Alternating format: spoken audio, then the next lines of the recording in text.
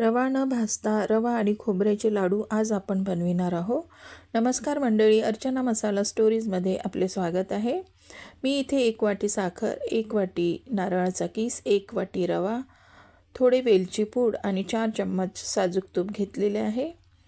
रवा आपण कापडामध्ये कोरडाच असा बांधून घेणार आहोत।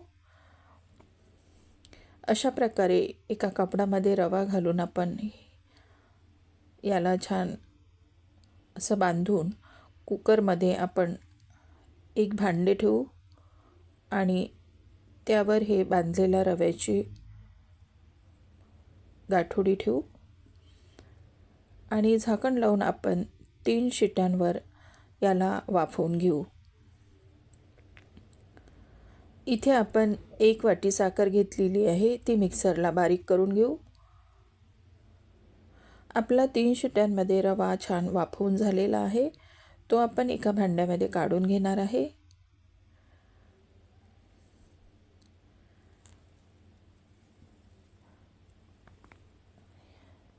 अशा प्रकारे आपण हा रवा इथे काढून घेतलेला आहे। यात आपण 1 वाटी नारळाचा किस घातला, बारीक केलेली साखर घालू, थोडी वेलची पूड ती घालूया आणि आपण हे सगळं मिक्स करून घेऊ। छान असं चोळून आपल्याला हे पूर्ण मिक्स करायचे आहे। हे लाडू झटपट होतात। वेळेवर पाहुणे आले तरी पाहुण्यांसाठी पण हे लाडू आपण पटकन करू शकतो। अशा प्रकारे आपण याला छान मिक्स करून घेतलेलं आहे।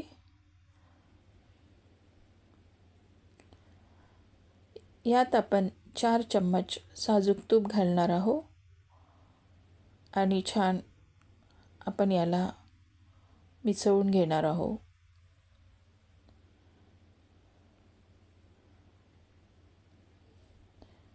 छान असं चोळून आपल्याला हे सारण मिक्स करून घ्यायचे आहे।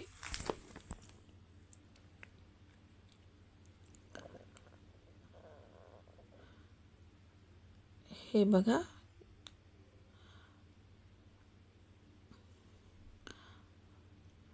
हे सारण मिक्स झाल्यानंतर आपण यात 4 चम्मच दूध घालणार आहोत।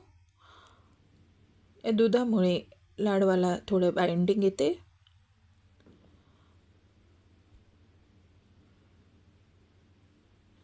दूध घालून आपण छान याला मिसळून घेऊ।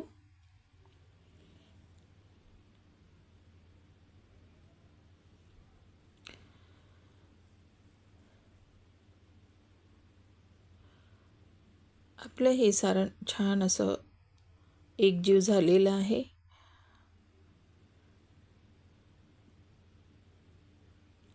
हे बघा, हे छान आपले सारण आता मिसळून झालेले आहे। याचे आपण छान छोटे छोटे लाडू बनवून घेऊया। हे लाडू झटपट होतात। हे लाडू केल्यानंतर आपण फ्रीजमध्ये ठेवून थंडगार खाल्ले तर खूपच छान लागतात। अशा प्रकारे आपण लाडू वळून घेऊया।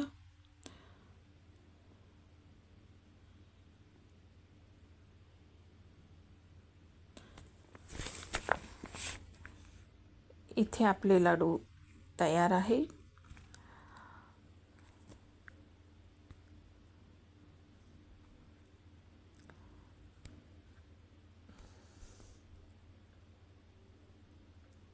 चला तर तयार आहे आपले रवा न भाजता खोबऱ्याचे लाडू।